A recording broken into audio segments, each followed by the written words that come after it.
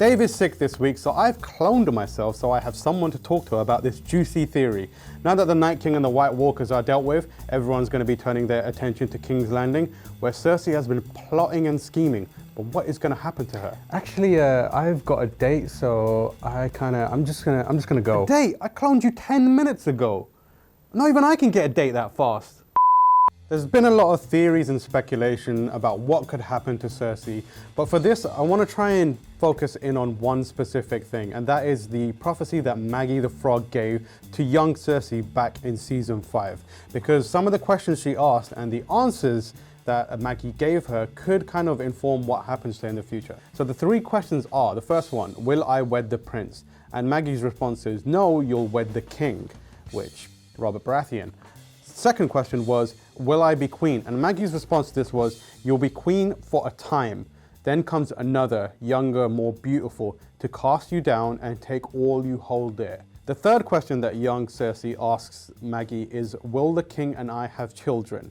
And the response to that from Maggie is, no, the king will have 20 children and you will have 3. That doesn't make sense. Gold will be their crowns and gold their shrouds. So, the 20 kids that the king has is obviously Robert Baratheon's bastards. And the 3 that she has, which confuses her at the time, are her kids with her brother Jaime. So how credible is this prophecy in Cersei's mind? Well, we do know that she is kind of taking it seriously. She had a conversation with Jaime, and in that she said, she promised me 3 children. She'd promised me they'd die, and gold their shrouds. Everything she said came true. It's prophecy, it's fate. So her 3 kids, according to Maggie, are donezo. Which means there is a credible part to that theory. So how does this prophecy predict what happens to Cersei in the future? Well, actually, there's a passage from the book version of it that's never said in the show.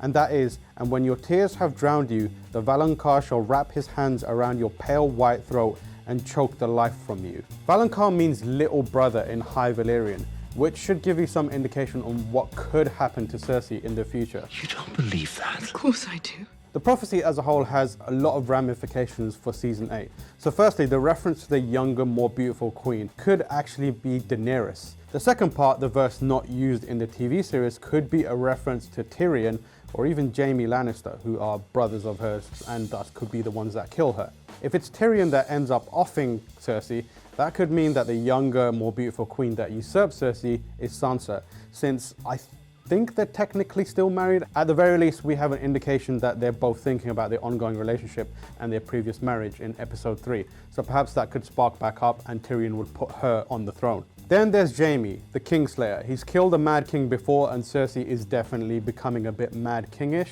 He loves his sister, but obviously he's also shown that he's willing to cast her aside and go against what she wants for the greater good. The greater good. So the one major hang-up is Cersei seems to be pregnant. She claims she's pregnant, but we're not 100% sure. And if she does have a 4th child, that would invalidate Maggie's prophecy. Unless she dies in childbirth, which technically means she would only have had 3 children, as the 4th wouldn't make it.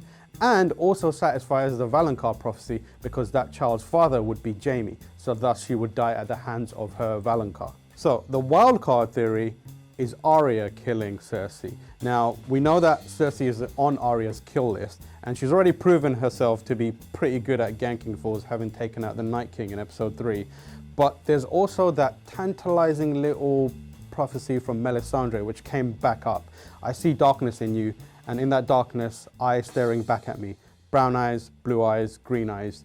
Eyes you'll shot forever. We will meet again. So we've seen she's already taken out the Night King, and Wall the Frey is gone.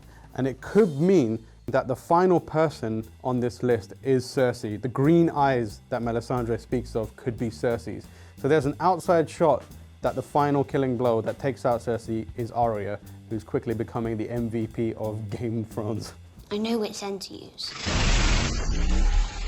Now that we've had crazy theories, let's go one step crazier and combine them all into one super theory that has Arya killing Cersei, but also fulfilling Maggie's prophecy. How would she do this, you ask?